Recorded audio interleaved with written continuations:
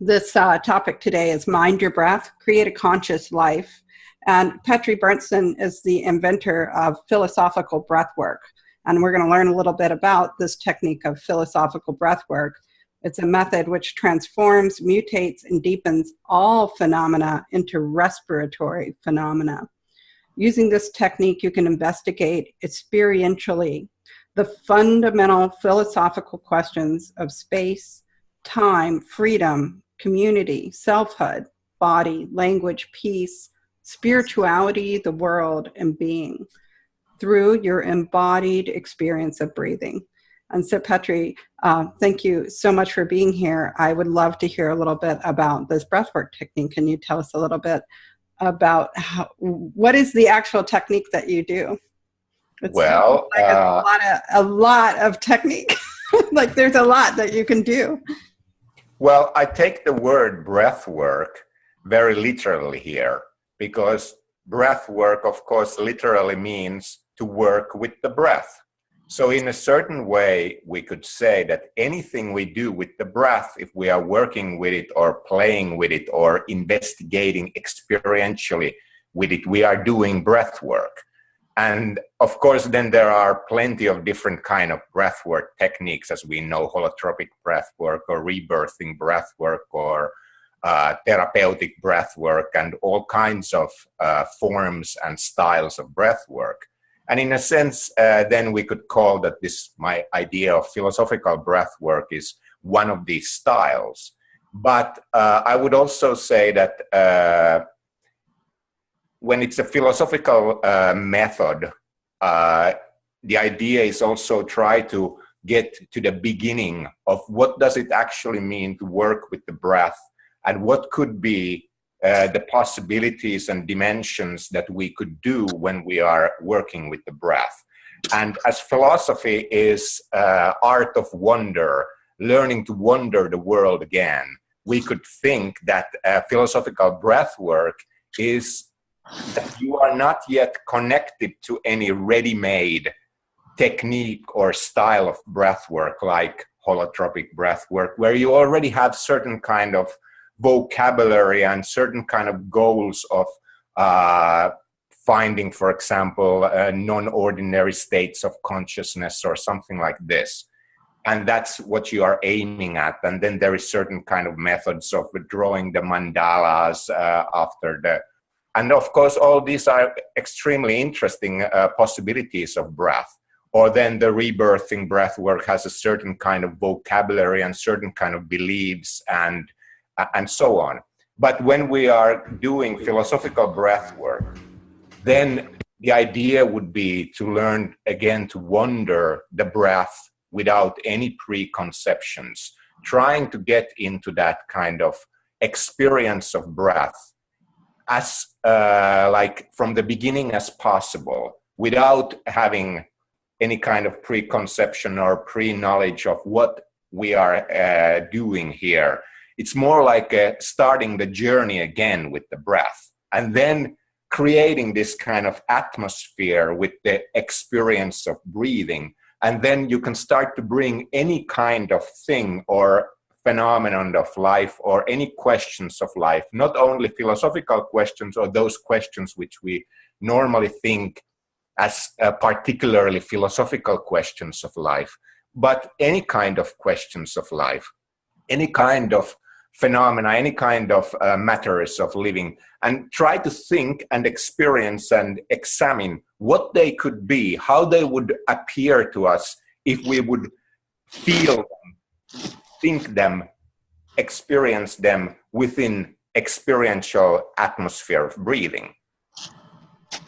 Like it's literally your technique, it's literally breath inquiry, that the technique is to be curious about what you will discover with the breath, rather than, and you mentioned these other breathwork techniques, and I just, for people who aren't as familiar with these things, that these techniques that you're mentioning are ones where you're sort of manipulating the breath. You're basically hyperventilating in order to get yourself into these sort of, unusual experiences that aren't part of our day-to-day states of mind.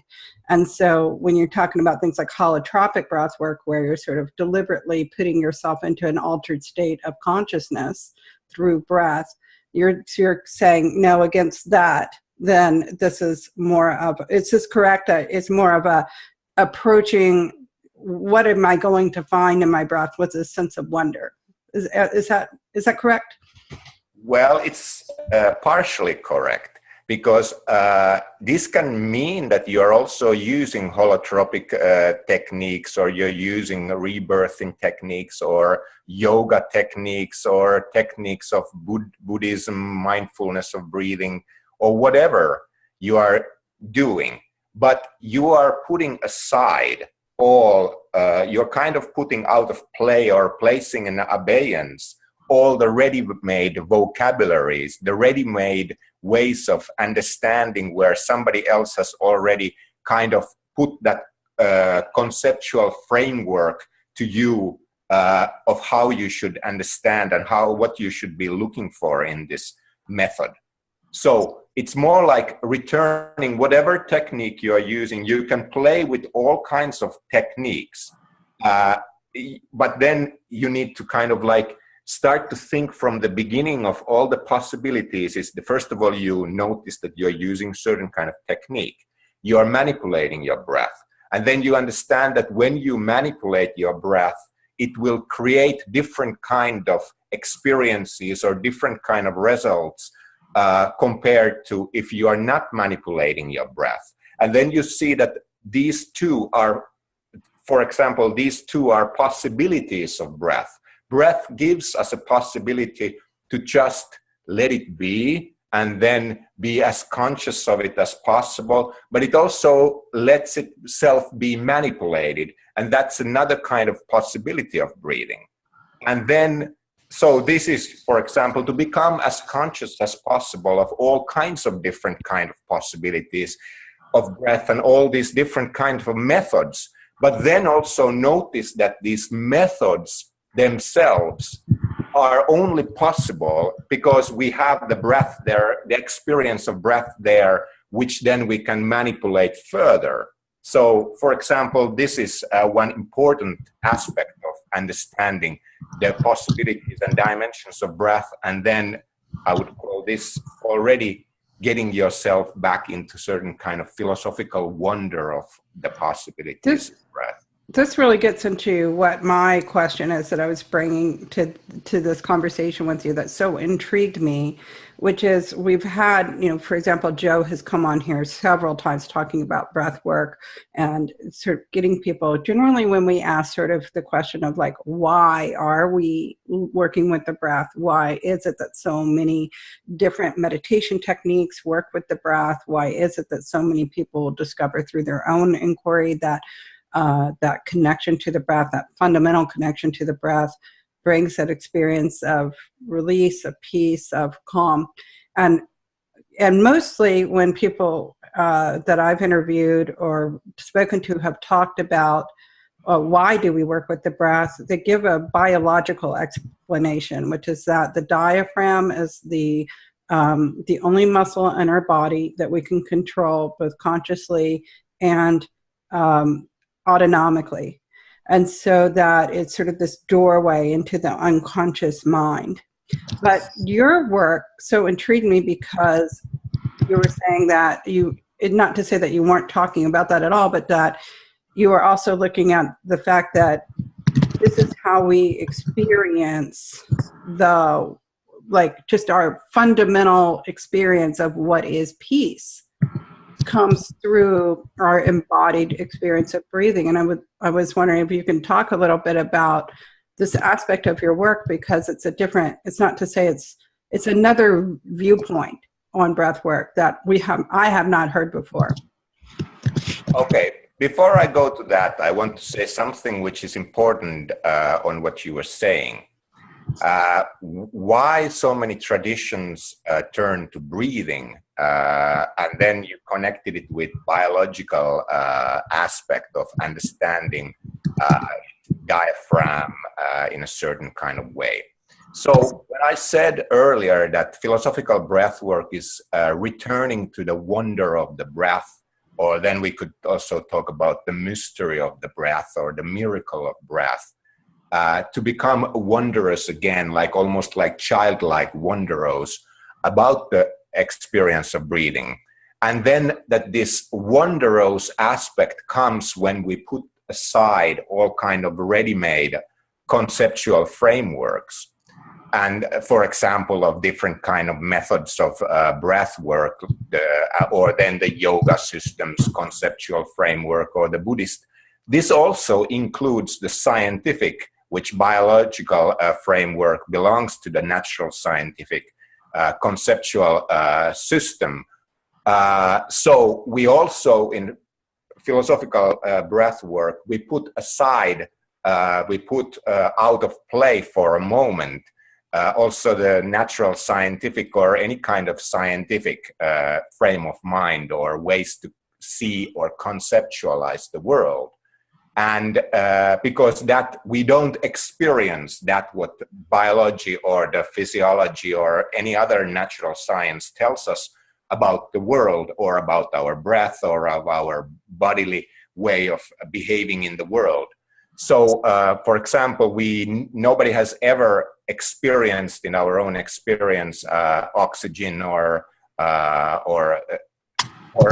cells that they talk about, cellular respiration, or nobody has ever experienced in our brainstem what controls the breathing, the breathing center there, or none of this. So then these are autonomic systems that we cannot access consciously. Well, we experienced that things are happening. The breath is going and coming. Something we are experiencing, something which is autonomous in sense that we can control it, but it happens also. It takes place within us. It takes it happens as a relationship between us and the world. And then we can control it. That's a possibility of that breath. But in the first place, breath is an experience of something that just takes place. It is a certain kind of event that happens. But from there, then we get to this point of why could it be that so many traditions turn into breath? For example, so many Eastern wisdom traditions. The question is here, in my opinion, that breath compared to, for example, to our perceptual way of being in the world, our senses of seeing, touching, grabbing things, and so on, is that our perception is connected with things and objects. We see visible things, but air that we are connected through the breath is something invisible. It is not an object. It is not a thing, but it is an atmosphere. And that's why, for example, our book is also called The Atmospheres of Breathing. So the connection with the breath is like all the senses connect us with the things and, for example, with material objects. But the breath connects us with the invisible atmosphere, something which is that invisible atmosphere is certain kind of openness. It is the open air. It is the free air, something which doesn't block us, doesn't obstruct us, like the things in front of us. For example, they obstruct our vision. We can't see through other things, what is behind them. We can't hear very well if there is walls between you and me and so on. I can't touch other things. I can't go through things and so on. But air is something. You're saying is that it is an experience to breathe is to experience freedom, like at the most fundamental level of knowing.